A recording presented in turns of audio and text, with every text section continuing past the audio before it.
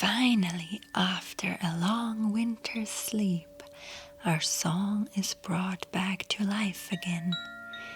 In a new story it is woven, but its magic is called to remain.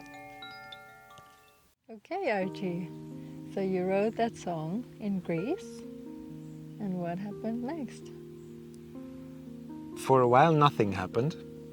And then back in Switzerland, at some point, there was again the impulse among friends to sing together. And with the question, what are we gonna sing? I'm like, yeah, there is this song. When I write something and then I put it away and then I come back to it, then most of the times things are not the same anymore. And that was the same with this song. It felt like the ending was not right. So then what happened next is I destroyed the ending and started writing another one. Yeah, so you sang that song in a new context of people and setting. Did that influence that you had to change the ending? Yeah, maybe it was that, now thinking back at the time, because when I write something, I often have the people in mind who are going to sing it. So in the first version, it was the Greek community, like the community in Greece, who was about to sing the song, and now it was another community in Switzerland. So that probably gave me a nudge or an impulse to feel into it. Does it feel right? And it did not feel right. The ending did not feel complete somehow. So I changed the ending and yeah, was still not satisfied with it. And with the feedback of a few singers, yeah, we managed to kind of understand what was the message.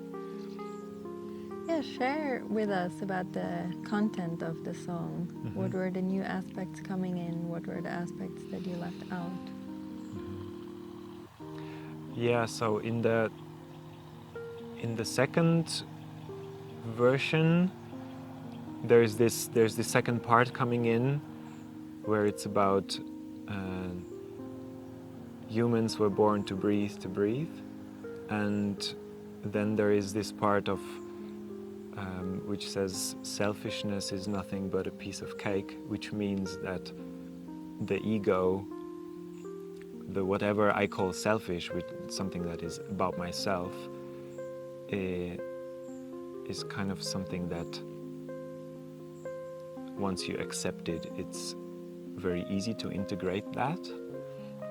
And that was kind of the message, but it still did not feel right in the second version. What was the ending? Do you remember the ending? It was something about... It was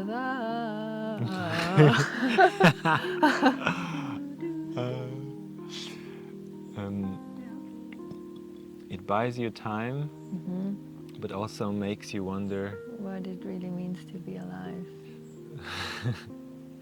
what it is you really need. So it was kind of an open question,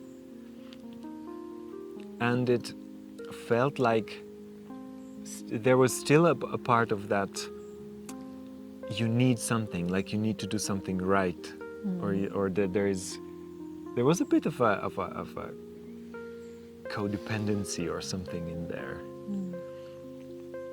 And while we were discussing this, like I remember we were discussing this at some point because I noticed I want to change it, but I don't know what to do, and so we talked about it, and then it became clear that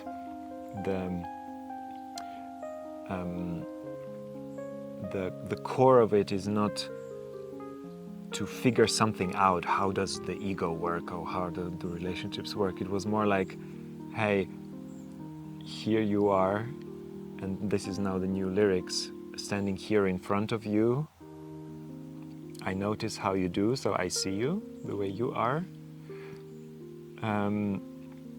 And this world is full of miracles, and one of them is you, not in terms of you as a person, but the concept of you is a miracle in itself. So there's a new energy that came through with the third version, which is more about the mystery, the wonder, the curiosity of, wow, how is that? How does that work? And that seems to be the key, like not figuring out how to do it, but actually being open to just do it. More the receiving and the doing.